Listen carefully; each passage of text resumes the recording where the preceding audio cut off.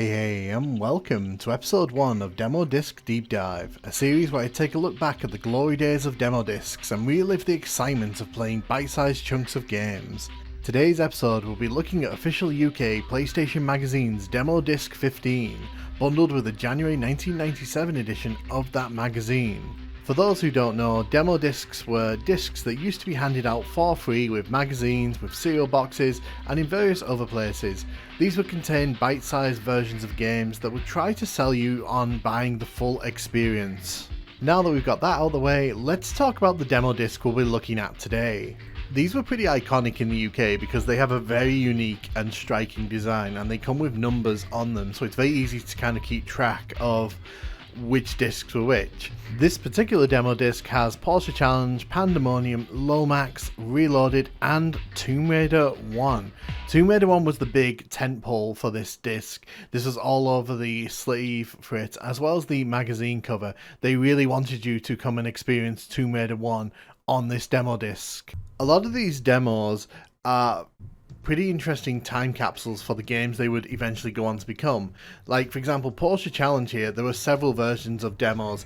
I remember playing one way back in the day on a different demo disc, which is completely different to the one that's on this one. And it's very interesting that they try to give you enough of the game to give you a taster.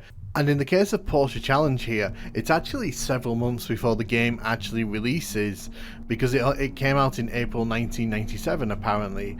So this is actually quite an early build of that game, and you wouldn't really see this in the modern gaming sort of environment. You wouldn't be sort of given such a peek at an early version of the game.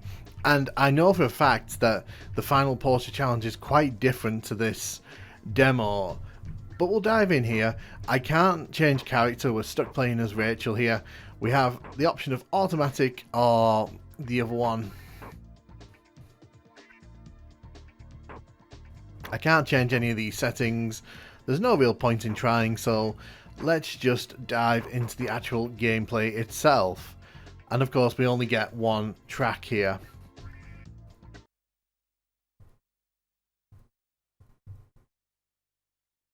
It's interesting to note as well that back in the day, you basically had to try and get as much mileage out of these demo discs as you could, because games were expensive and kids just couldn't afford to go out and buy the latest new game every week. They kind of had to make do with what they could get their hands on. And oh, what's the drive button? The drive button is square. That is odd. That is an odd choice. So visually, this game isn't awful if you're just looking at the car, but the way that the kind of landscape just morphs in front of us means that we don't really kind of get a good idea of where we are in the world here. Oh my goodness, this thing turns like a tank. Goodness me. It's very easy to lose control. Oh no, I've just damaged my Porsche. If I damaged my Porsche in real life like this, I would probably cry. Well, I certainly felt the challenge in that Porsche Challenge. It's interesting as well, you don't really get to change the car models in this demo. You thanks for playing the Porsche Challenge demo. Wait out for the full game coming very soon. So there's your confirmation that this is a pre-release version of this game. We'll give this a second chance because I feel like the first time round I was kind of thrown by that square button to drive, which again, very odd. Knock those cones out the way. Interestingly, this was developed by Sony themselves, so I can imagine that they were trying to use this game as a sort of showcase for what the PlayStation 1 could do, and obviously this predates Gran Turismo by a fair bit. Oh my god, as soon as you try to turn, this thing tries to skid out and you end up spending a lot more time fighting the understeer. Oh good, we made it past the first checkpoint. You'll also notice that this track actually has multiple branches that you can go down, which makes things a bit more complicated. I think that they carried that idea through to the final game, because I remember you could sort of choose different configurations of the tracks. I'm pretty confident we're not going to get to this next checkpoint, by the way. It's not a bad looking game, at least. That draw distance is pretty awful, but you know, this is a PlayStation 1 game, so we can't really hold it to the highest of standards. It wasn't awful, but if I played that, I would not buy the full game. And I think there may be a reason why we ended up with a bunch of Gran Turismos and Porsche Challenge. It's been kind of left in the dust. But it was an interesting look back at the early racing scene on PlayStation 1, no doubt. The main menus in these demo discs are such a relic of their time. Like, they're so tacky and the music's so generic, but you gotta love it. So Pandemonium actually came out in November 1996, so what you're playing here is actually just a slice of the final game. And obviously this game got a sequel, so someone must have liked it out there. It is kind of fondly remembered as a sort of cult classic on the PS1. I do remember seeing this on a lot of the game shows back in the mid-90s whenever people talk about PlayStation 1. What is interesting is that they've put a bunch of trailers in here for other Crystal Dynamic games. This is the script of Blazing Dragon, the game. I mean, it's page after page of things happening. It's just I have never seen Blazing Dragons in my life. I did ask some friends and they told me they had seen this game, so this game did make it out in the end.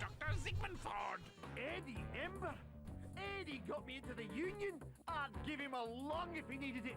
Wait till the guys back at the mound hear about this.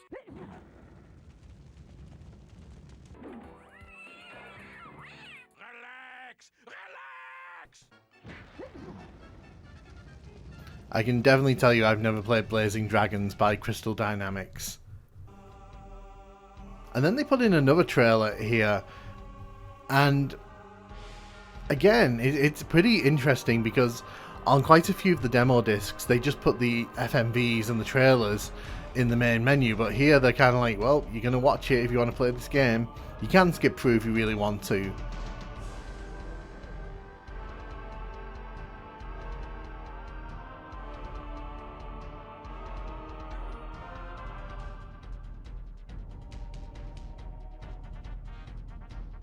So this is Legacy of Kain, apparently.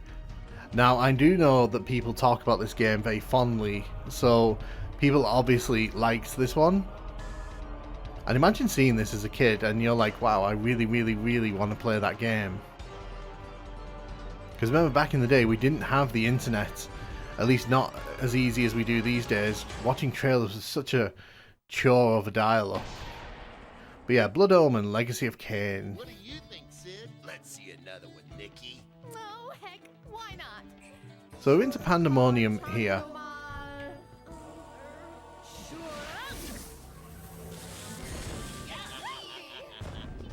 That was the coolest, but it needed more firepower. Yeah, really blast one. Well, which one should I do? This one. The setup for Pandemonium is pretty straightforward. They mess up a spell and they have to undo the spell, and that's pretty much the whole crux of the game.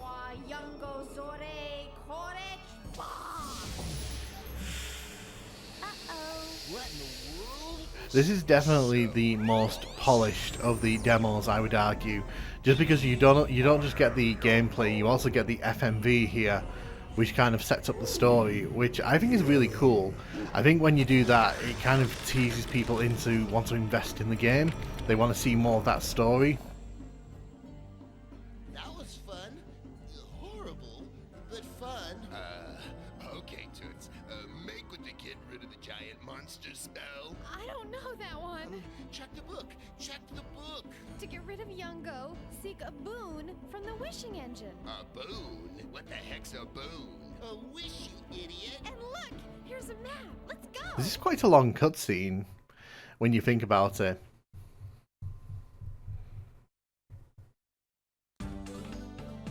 So yeah, this is Pandemonium.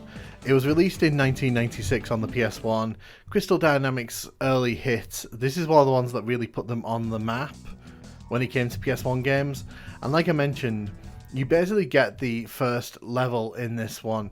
Now, I have not played Pandemonium outside of one sitting on stream a few years ago.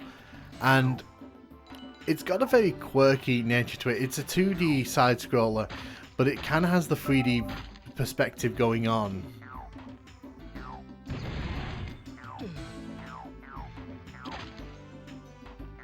You can either shoot the enemies with the fireball I just picked up, or you can jump on the heads.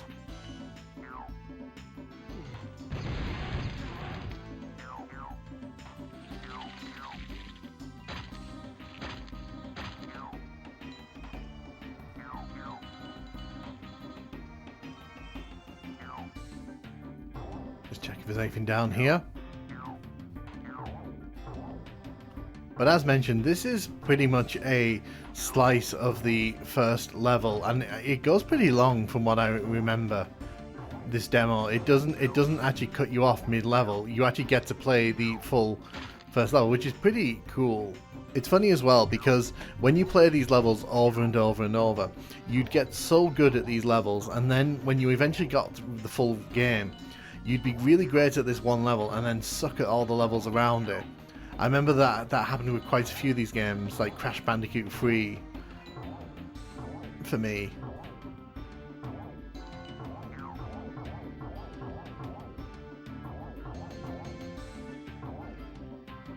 Pandemonium is definitely an acquired taste because the camera kind of moves around the character here, and most of the time it's 2D perspective, but then sometimes it'll give you that 3D outlook, and it can be quite hard to tell where enemies are when they're off screen, which makes them more of a hazard. It actually makes this game a lot more difficult than you would probably see in the modern times. Ow.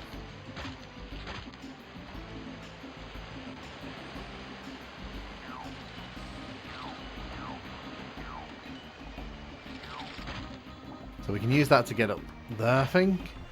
No, we can't. I missed my chance there.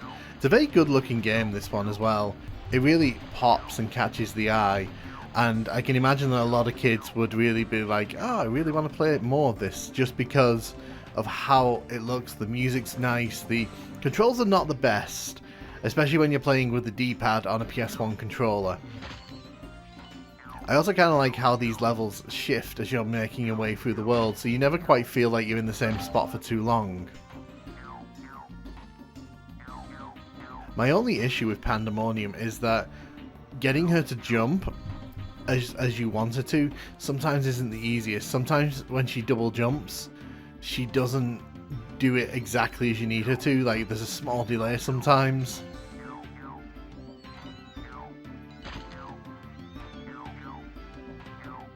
You get used to it, but it's one of those things that when you're playing for the first time in a long time, it really smacks you in the face. Drop some health there.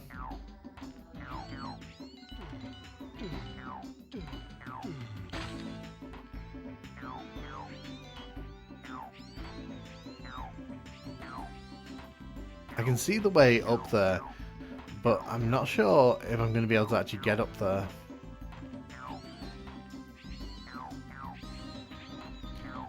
See what I mean? Sometimes her jumps can be a bit temperamental, and you have to make sure that you're really specific on where you want to end up, because she does have a habit of overshooting, undershooting, or just smacking into what you're trying to jump around, like that, for example. Again, I'm not saying this is a bad game by any stretch. It's considered a cult classic, and it is really fun. Like, some of the later levels get pretty interesting with the layouts and such, but there is definitely a learning curve here. Ooh, we can slide down here. Very nice. So this little elevator will take us up top, and then we run into that enemy. Again, the window of which you can see the level here, it means that some enemies are a real problem, because they will walk into you and you will have very minimal time to spot them coming. It is a challenging game, this one, but that's kind of half the charm of it. You know, it looks great, but it's also a bit of a nightmare to just pick up and play. You kind of have to take the time to learn what it is you want to get out of this one. That key was completely useless, by the way. I really did not need to go that way. I think you can collect all of these if you really want to do the whole collectathon thing.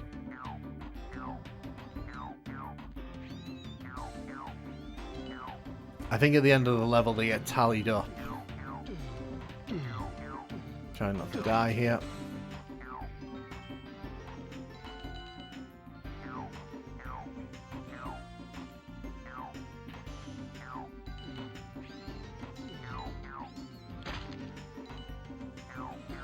But early PlayStation 1 really excelled at these kind of unique takes on puzzle games.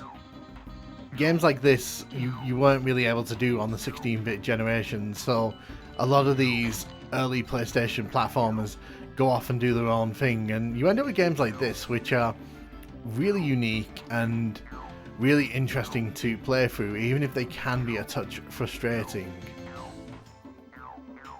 I don't think I can get back up there. It looks like this is going to take me to the next part of this level. You can see this level's going on quite a bit, so we're getting a fair slice of what this game has to offer in its opening level. Oh, I just know I'm going to get crushed by one of these. I just know I'm going to get crushed by one of these. So you can't even touch them. If you touch them, you take damage. Which is a bit cheap in my opinion, but... Like there, for example, I almost walked into it and it kind of pushed me away.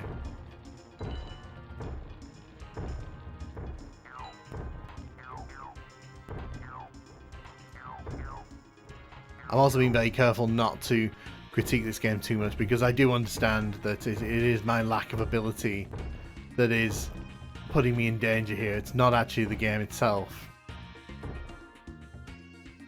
Okay, I don't want to die. I don't want to die, but I'm going to probably die. Yeah. Tried to rush that. But that's Pandemonium, and as you can see, you do get a fair slice. It's telling us there to go to our local retailer.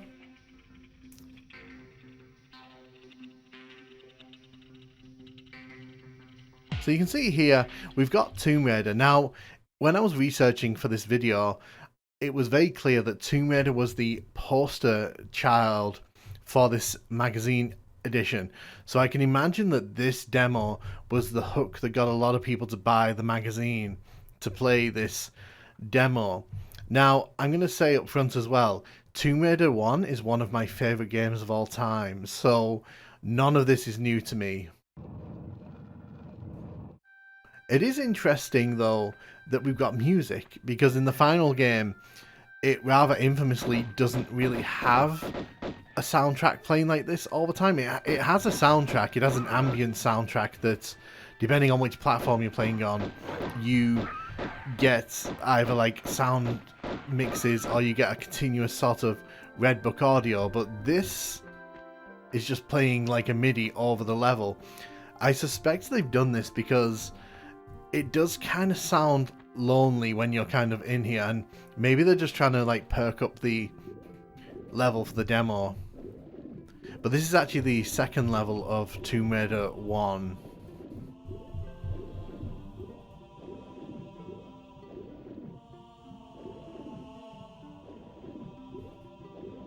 I am curious as well how far we'll be allowed to go into this level. Back in the day on PC, I remember playing a demo for this. It was actually the second half of this level. But this is the first half of this level, so it'll be interesting to see if we're allowed to complete the whole thing, or if we're going to be forced out. But you can't beat a bit of old Tomb Raider, in my opinion. It's very likely that I'm going to do a series on Tomb Raider at some point. It is one of those series that like has always stuck with me, and this demo is pretty reflective of what you'd get in the final game, which is pretty nice.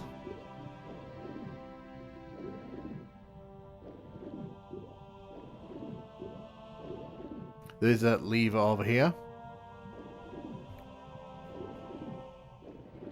The only problem with Lara in Tomb Raider 1 is that sometimes she doesn't behave properly underwater.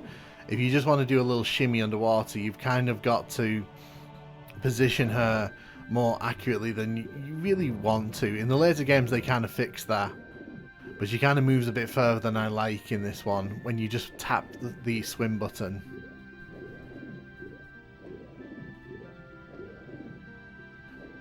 If you've never played the PlayStation 1 version of Tomb Raider, you don't get this soundtrack over it.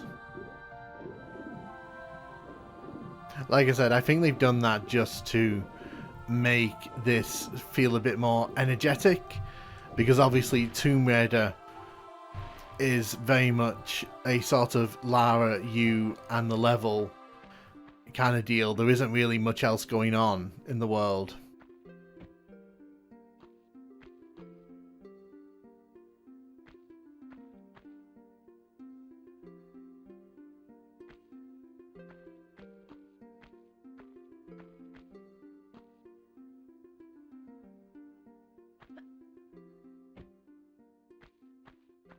Remember as well, when Tomb Raider came out, it didn't come out on PlayStation 1 first. It actually came out on the Sega Saturn a month before the PlayStation 1 version.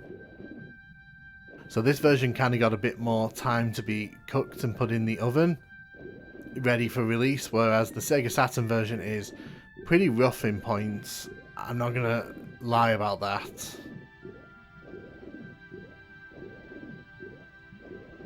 You can also see those textures on the wall wobbling about, as PlayStation 1 textures tend to do.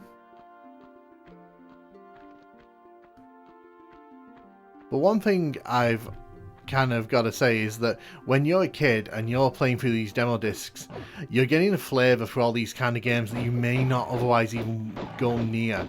There's a bunch of PlayStation 1 games that I ended up buying or asking for at Christmas just because I played them on the demo disc and I was like, I need to see more of it. So these demo discs did work, and I do wonder how many people played this demo, were completely wowed by it, and were like, I need to see more of this Tomb Raider adventure. Because Tomb Raider 1 sold an absolute boatload of copies.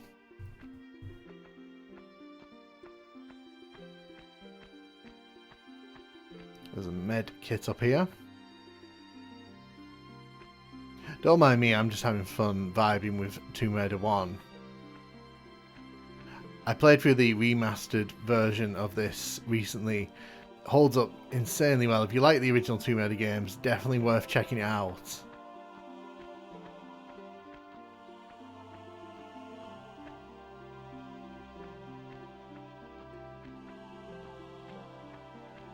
In order to progress, we need to go in here.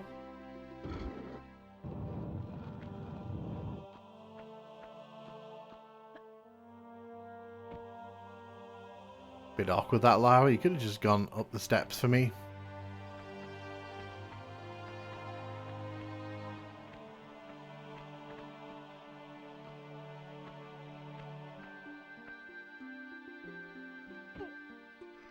And I get that Tomb Raider is not for everyone, so people playing this demo, they may have come away from it like, the controls are a bit stiff, you know, this isn't the kind of game I want to play. But in 1996, this was all very, very, very impressive, running on a PlayStation 1.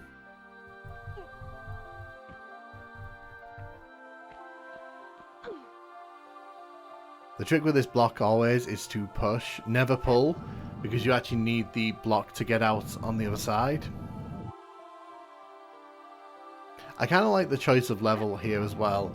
This is the first game in this demo disc where I can actually give an opinion on the level choice. And I think that this is probably the best level for a demo, just because this early part of the level here challenges you to use a lot of the techniques that will become mainstays in the rest of the game. The only other level I would have probably chosen is maybe level 3, because that has the T-Rex fight. But then again, like, that's supposed to be a big surprise for people. That T-Rex fight is pretty nasty for new players.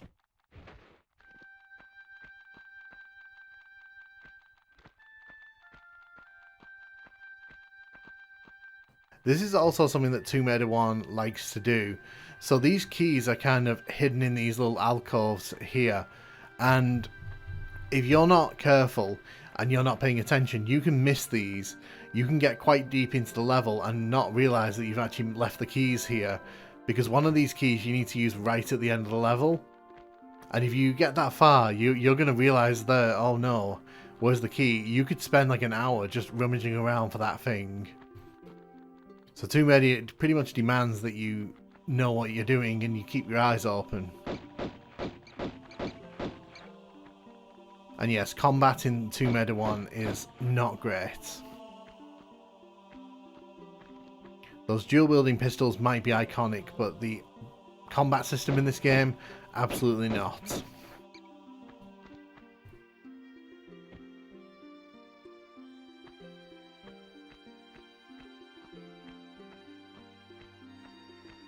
It does make you wonder how many hours people spend just running around this demo, just making Lara do all kinds of crazy things.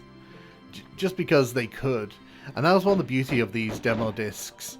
You could do whatever you wanted within the games. I mean, they set limits, like time limits, but you could come in and play them as many times as you wanted, so you were never really given like a limited amount of time to play. You could just kind of keep coming back. Oh, and the level ends there. So you don't get to play the second half of the level, as mentioned earlier, which is pretty fair. That was pretty reflective of the final game. So, good little demo, that one. Definitely whets the appetite of people who may not know what a Tomb Raider is. Now, I've never played Reloaded in my life. And given that I've never heard of this game, I feel like there may be a reason for that. This is kind of what I mean when I say that on these demo discs there was all kinds of games. Games that you would want to play, and then there's games that you would never go back and play after the first time you tried them.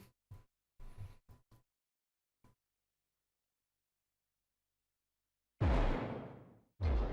mean, it's an interesting title screen at least.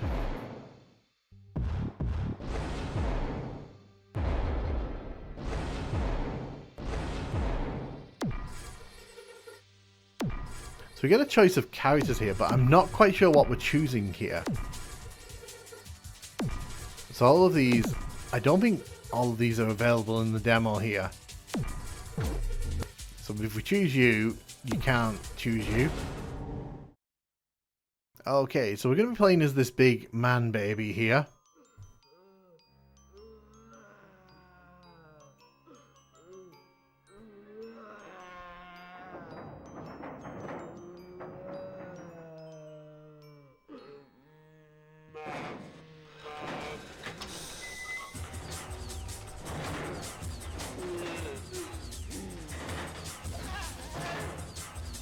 What on earth are we watching?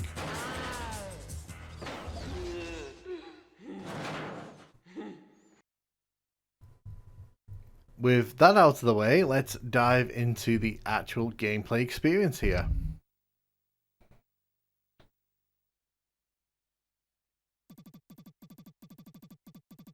Ah yes, the text screen.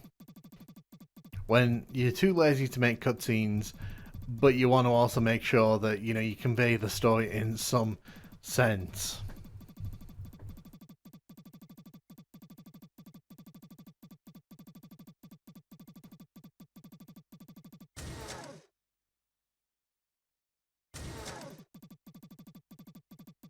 I'm not reading all this out, by the way. Just,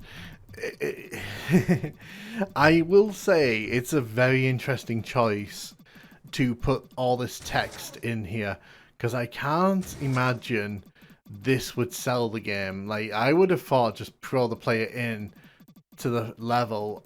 If you've not got an interesting way to convey the story, I would not have done this.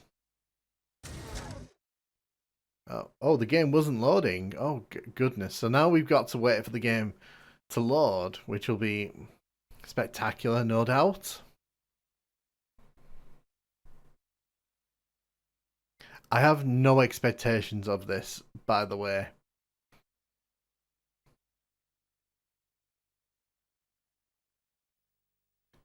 Okay, what is this I'm looking at? Oh my, what am I meant to run here? I've already nearly lost all of my health here.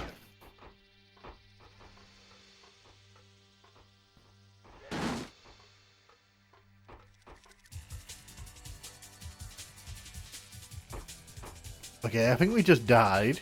We did, but we're back. It's fine.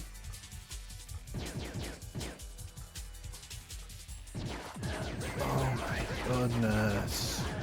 So, you can see there, I can't shoot this guy because he's standing in a spot where my character just can't turn to.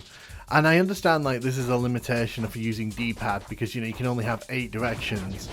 But, God, this is not fun. Am I supposed to use that power-up thing to blow them up?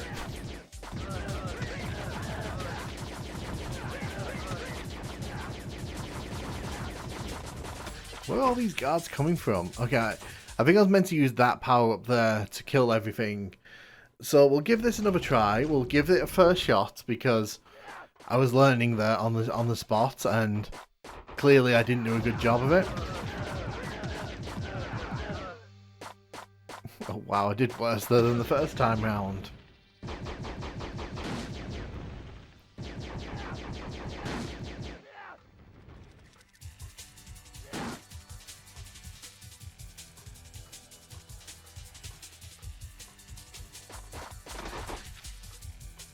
So when I use that ability, it seems to kill all of the guards, which is pretty useful because I can't hit most of them when they're on an angle. We didn't kill that one though because he was just off screen. At least we've made it out of that area. I do not like the way my character's walking here, by the way. This is very irritating to me.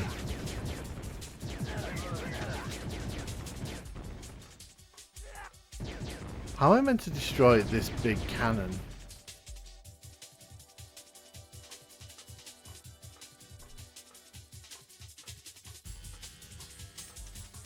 What's down here, I wonder? The music's really doing the heavy lifting here. It's really trying to create a sense of franticness about this, but I'm not sure if this was the best character to make as the only one you can choose. I feel like perhaps they should have chosen a faster character, because that may have made this a bit more tolerable. So I can't destroy that big turret thing there.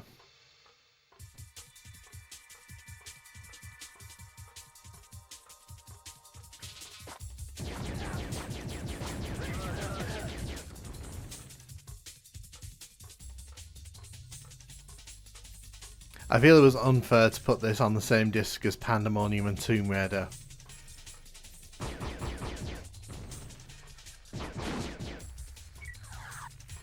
At least we got our health back. Can't argue about that. It's definitely not the worst game, but this is not suited for PlayStation 1, I feel. At least not early PlayStation 1, because the controls here are not doing any favours to how fun this is to play.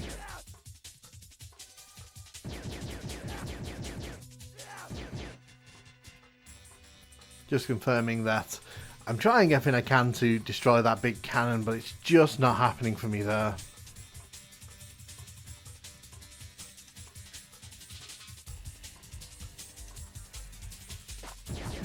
I think this is the direction I'm meant to go in.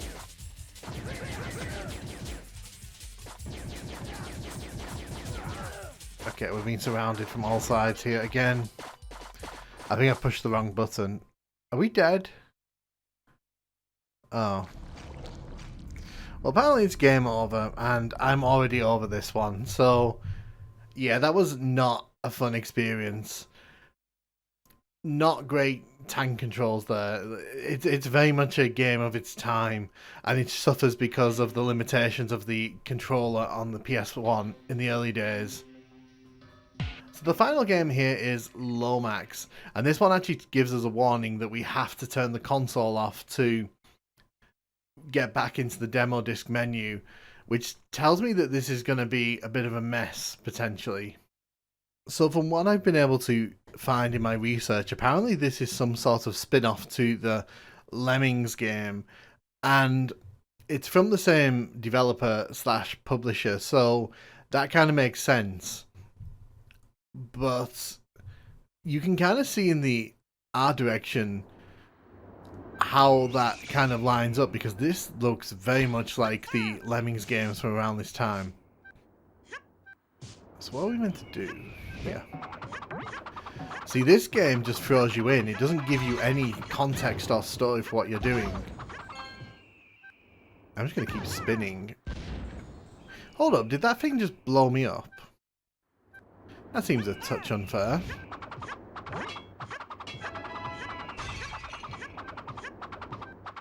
It's a very nice looking game, this one, but I'm not sure I like the whole 3D slash 2D platformer thing they've got going on here. It can be a bit jarring. And also the controls are a bit sort of sloppy. There's a lot of momentum when you're kind of moving, as you saw there when I couldn't stop myself because I went right off the edge there.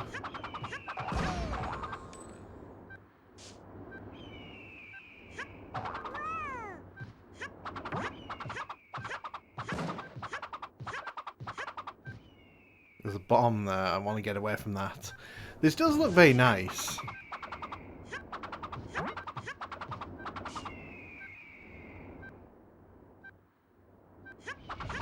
Although I'm genuinely surprised there isn't a soundtrack to this one. It kind of feels like it needs more of a soundtrack. Maybe it's in the final game. But again, I don't know if this is a good demo because it feels a bit sloppy, I'm not going to lie. The controls aren't super tight, and apparently I'm just going to die every 5 seconds anyway. So the interesting thing with this demo is that it actually gives you 2 levels, and it boots you randomly into each one. This level, it kind of infuriates me a bit because these windmills here can actually hurt you, so you kind of have to duck down and just kind of hope that you find the right spot to duck down before they smack into the top of your head. It's all a bit frustrating, and I don't know, this is the weaker of the 2 levels by far, in my opinion. See if I can make it through here. I'm terrified of touching them. Even just touching them slightly loses you health. See there, for example, like, you just have to time it right, and you just have to really time it right. Like, that didn't hit me, for example. Like, doesn't make any sense.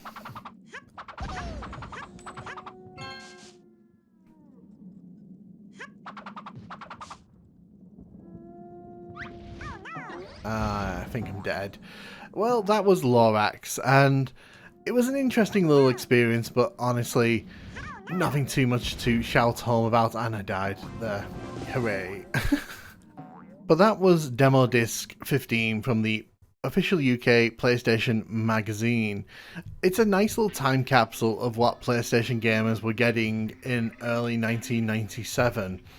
These were the new hot games that were trying to find their way into people's game collections, and you can definitely see some of them are good, some of them are not good.